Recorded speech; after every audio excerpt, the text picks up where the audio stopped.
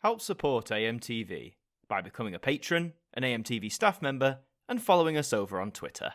Hi there guys, it's Adam Martyn here, and welcome back to another video, and today we're going to be discussing FREEVIEW and Freely. Now, we've talked about Freely a few times now. It's meant to be this evolution of FREEVIEW, the next step in mainstream television, if you like, going fully digital now, ditching digital terrestrial television as it was, and it's going to start rolling out later this year in 2024. Now, there's still a lot of speculation about this, how this will work, if it will work, how long it's going to take effect, but it seems like all the people involved in Freely are very much all in.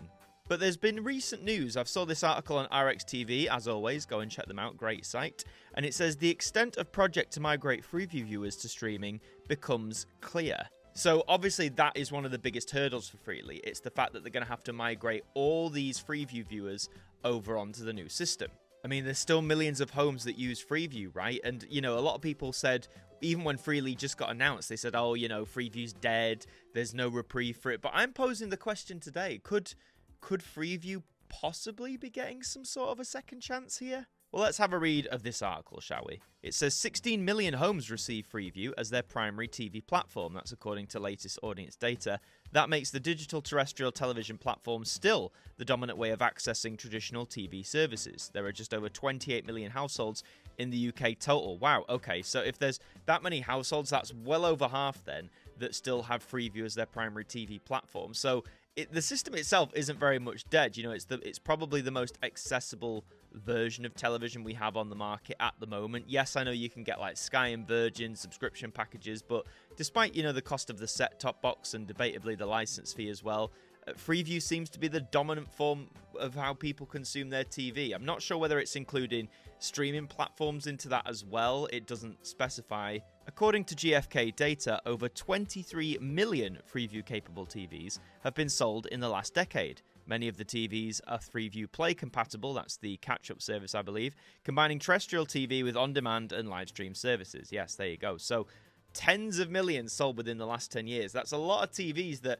correct me if I'm wrong, I don't think they're necessarily compatible to get the upgrade to Freely, but we'll see. We'll see as we go on. Broadcasters are pressing ahead with plans to launch a full streaming alternative that will force those 16 million homes to upgrade by 2035. Each and every one of the 23 million FREEVIEW devices sold, plus any older TVs still in use, will need to be upgraded, either by replacing the TV or adding an additional box. So there you go, the fact that these aren't inherently backwards compatible. And I sort of get why, you know, when these TVs were made in the last decade and beyond, going back in time here, obviously the concept of Freely was not even in anyone's minds. To sort of future-proof FREEVIEW for this is quite difficult. But 2035, that's only 11 years away, and, you know, to upgrade 23 million televisions, goodness me, to upgrade that many TVs in that amount of time, doable?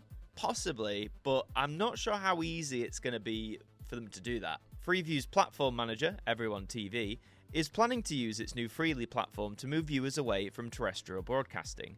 Tim Davie, the boss of its most vocal shareholder, the BBC, already set out plans in 2022 that would see the broadcaster go online only, and this does link to an article from Tim Davie, that broadcaster. It's linking to an article from The Guardian, and he did say, I know it says to go online only, that's over the next decade, so I think over the next 10 years plus maybe. I guess it's Tim Davie's ambition that the BBC will go online only. How that'll work with its public service remit and reaching everyone, and how much Ofcom will allow them to do that, that still sort of remains to be seen in the near future. In the first few years, Freely will combine existing terrestrial TV services with internet-based TV services. The specifications for Freely receivers stipulates that they will work like traditional terrestrial TV receivers when they aren't connected to the internet. And this is something we mentioned before, this idea that they'll maybe have the online version of Freely as the default, you know, connected to the internet, but if the internet drops out, if there's an issue, then it will cut back to traditional TV reception like it does now. And there's a lot of pros and cons to that. I did a video sort of addressing this last time, so you can go and check that out if you want to find out more. Once connected, broadcasters will be able to switch viewers seamlessly from terrestrial to online. Once enough viewers have adopted Freely, it's expected broadcasters, including Channel 4, will start turning off smaller channels. Now, this is something, again, we've talked about, the prospect of broadcasters like the BBC, ITV, Channel 4, etc., cutting back essentially on the channels that they offer. So with the BBC, we already know that BBC4 and CBBC are moving online soon, possibly as early as next year. BBC Three, honestly, I know it came back to TV in 2022, but I think in the not too distant future, that's going to go online only again for a second time. BBC Two, whilst it is sort of still going strong, I think its days are relatively numbered. I don't have much hope that it's going to see out the next 10 years as a traditional channel. I think BBC One is the one likely to do that because that is the original BBC channel. It's probably the one that most audiences engage with out of the BBC's catalogue, and I think it's going to be the one, as I said, that they're going to have the most trouble moving online in terms of battling with Ofcom and, you know, their remits as a public service broadcaster. And these issues might be faced by, you know, ITV1, Channel 4 as well. With ITV, you know, they have several smaller channels, and it wouldn't surprise me if they start going online only very soon. Things like ITVB, maybe the smaller ones like ITV4 and 3. ITV2 as well, I think, should move online, especially since that attracts a younger audience, you know, teenagers, young adults. Channel 4, again, like More 4 and all the other stipulations of it, I think they'll go online only gradually, and I think they're moving towards that as quickly as they can. But it's saying that's once enough viewers have adopted Freely, so that's the expectation, that they're not going to do this until Freely adoption has been taken up to a significant level. That's what that implies. So that could be, you know, that could be well into the 2030s by that point. It all depends how much people are willing to part with their cash, get a new TV and a new setup. What's in it for the viewer, it asks. Well, the BBC and ITV will use HD broadcasts as a carrot to attract viewers to Freely, with both broadcasters to offer all of their channels in HD, whereas Freeview is only guaranteed to offer a small number of HD channels until 2026. Well, okay, well that could be a carrot definitely, because if it's only guaranteed to offer them until 2026, is it implying there that come that year, they'll just drop HD support and they'll go standard definition only? But then aren't a lot of broadcasters turning off their standard definition signals in the UK as well? So that could be quite interesting. So maybe when Freely gets rolled out this year, the numbers might be quite small, but then come 2026, you know, if all these HD channels disappear off Freeview, maybe, I'm just saying maybe that ownership of Freely may skyrocket. Additionally, broadcasters will be able to offer more pop-up streaming channels, such as those carried in the live section of ITVX that aren't available on traditional TV services. Yes, you know, these channels that focus, say, on a specific program or a specific theme. And that is, you know, I think that's a very good modern adaptation. It's tailored more to what people want, if they want that certain program or theming as their own separate little streaming channel. And even though ITVX, you know, as we've discussed, it has its problems, it's not the most perfect service, but I think the fact that it offers something like that is definitely something people are using more and more gradually. And for Freely to do this as well, you know, working with the broadcasters to offer these pop-up streaming channels, because I think some of them already kind of do it on their services. I don't think it's... A BBC iPlayer doesn't have like a streaming one, I don't think, but it has, you know, collections of episodes of its programs and stuff like that. So I think having these pop-up channels can only be a good thing. At present, 15% of homes are already broadband only in terms of TV, either choosing to access TV via apps or through dedicated streaming TV platforms like Sky Stream. By 2030, broadband-only TV homes are expected to be in the majority. So you're giving that a 6-year time frame to move over 50% when it's already at 15. I think we've discussed this before as well, but the adoption of that, the rate of that going up is hugely dependent on a number of factors. Not the least that, you know, broadband or decent broadband is still not accessible in 100% of the UK. And, you know, countless governments, ministers, whatever, of all kinds have said, oh, you know, we'll get broadband in every part of the UK, no problem. But, you know, that's been mentioned for years and it still hasn't happened. I'm not denying that it'll be a big operation for them to do, but it seems like the wheels aren't even turning. So if you're trying to tell me that you want everyone to be broadband-only TV within the next 10 years, then we need to start getting those balls rolling.